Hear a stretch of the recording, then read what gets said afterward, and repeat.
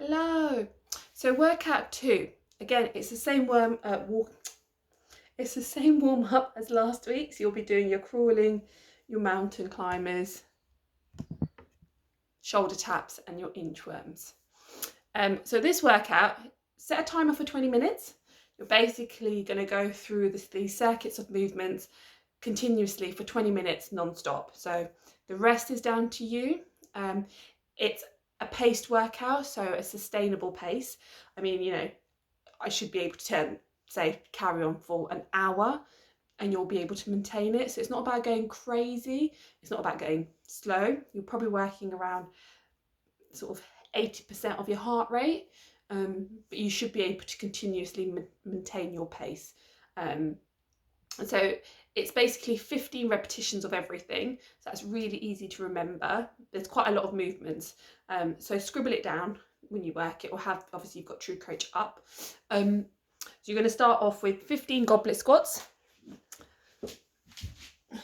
So have your kettlebell, nice, 15 squats. Get as low as you can. I know it's really uncomfortable in that bottom position. You kind of feel like you will get imbalanced, but if it helps, put the weight rather than holding the weight close to your chest. You can kind of have the weight a bit out, and that helps sort of balance you out a bit if you're trying to get into that low squat position. So you can do 15 of those straight into 15 sit-ups. So again, whatever you're comfortable with.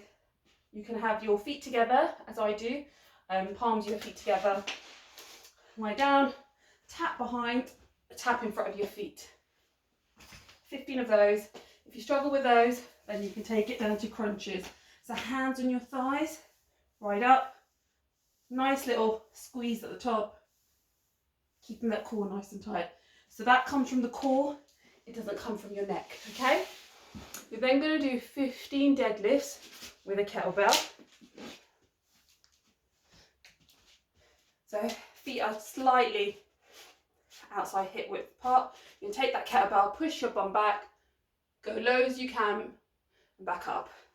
Remember, you don't need to take the weight to the floor. You just need to go as far as you can where your back is nice and straight. You can feel it in your hamstrings and your form is perfect. And then you squeeze your glutes and stand back up. So you can do 15 of those into 15 Russian twists. Again, you can have this weighted or you can do it without weights. I'll show you weighted. Feet are planted on the floor. You come into this sort of dish shape and you basically tap side to side. If that feels comfortable, take your feet up. If that feels easy, add a weight.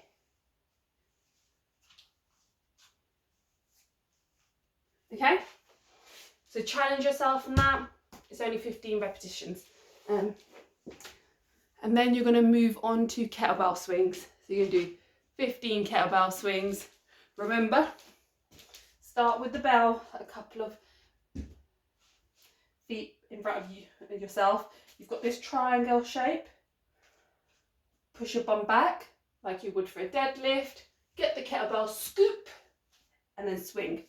Don't forget to scoop that kettlebell in between your legs to start the movement. Straight into 15 kettlebell swings. Then you're going to go into 15 crunches. So again, this was the alternative if you struggle with sit-ups.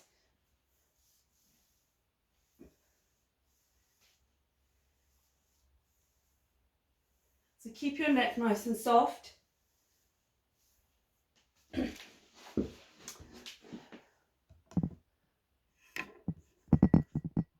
then you're going to go 15 shoulder taps.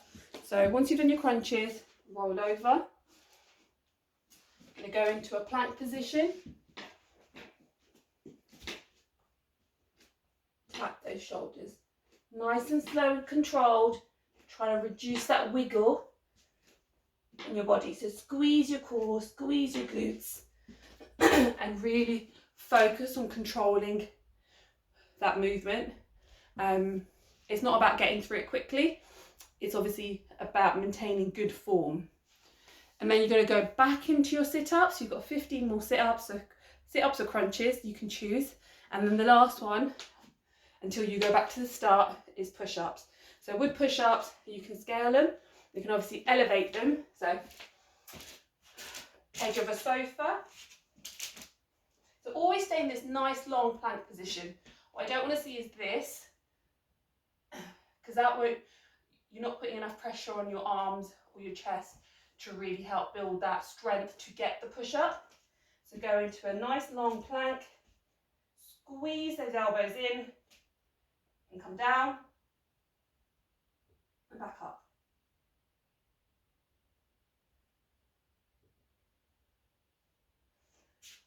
So do as many as you can elevated. Obviously the next scale down is going onto your knees. Again, it's the same. I want you to push those hips through. So come down, tap that chest on the floor, come back up.